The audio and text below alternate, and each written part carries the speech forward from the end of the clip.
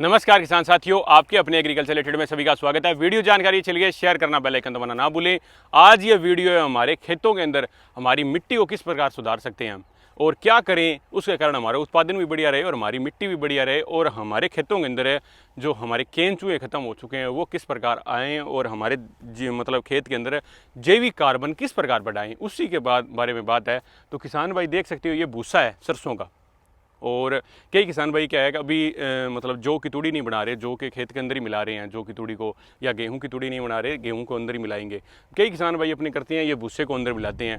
अब इस भूसे की खासियत क्या बताऊं मैं आपको, ये भूसा कितना कीमती है, कितना गोल्डन है हमारे लिए, हमारी ज़मीन के लिए कितना गोल्ड है ये, आप ये सोच भी नहीं सकते, समझ भी नहीं सकते। कई किसान भाई इसको समझते हैं जो ऑर्गेनिक फार्मिंग की तरफ बढ़ते हैं, पर कई किसान भाइयों को क्या रहता है, इसके अंदर जो काडी बाडी निकालते हैं, भाई अपनी लेबर निकल जाए, अपनी जो काटी हुई है वो निकल जाए, या अपनी बाडी हुई है जो निकल जाए, या अपनी लेबर कॉस्ट जो भी लगा है अपने खेत का खर्चा वो सारा निकाल लेते हैं इसको बेचकर।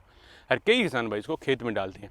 अब क्या बताऊं आपको, ये कितना गोल्डन है हमारे लिए। गोल्ड मतलब सोने से भी महंगा है, अगर माने जो किसान भाई समझता है खेती को, जो उसकी अवधारणा समझता है।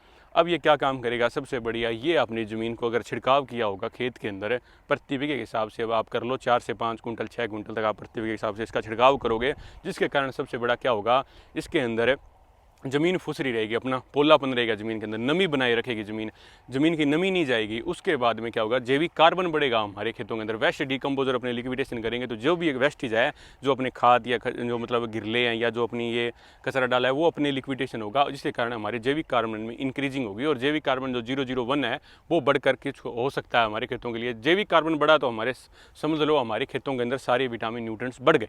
पर हमारे किसान भाई समझ नहीं पा रहे, इस चीज़ को समझ नहीं पा रहे, और नुकसान देखने को मिल रहा है यूरिया डीएपी रासायनिक खेती की तरफ से।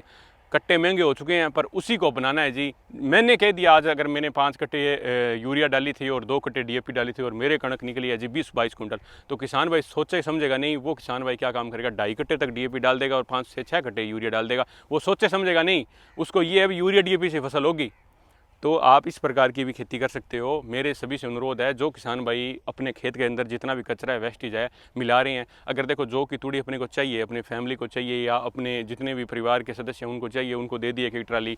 गौशाला के अंदर, गौ प्रेमी है जो गौशाला के अंदर दे दी, सारे किसान भाइयों से अनुरोध है भी गौशाला के अंदर तूड़ी दिया करें।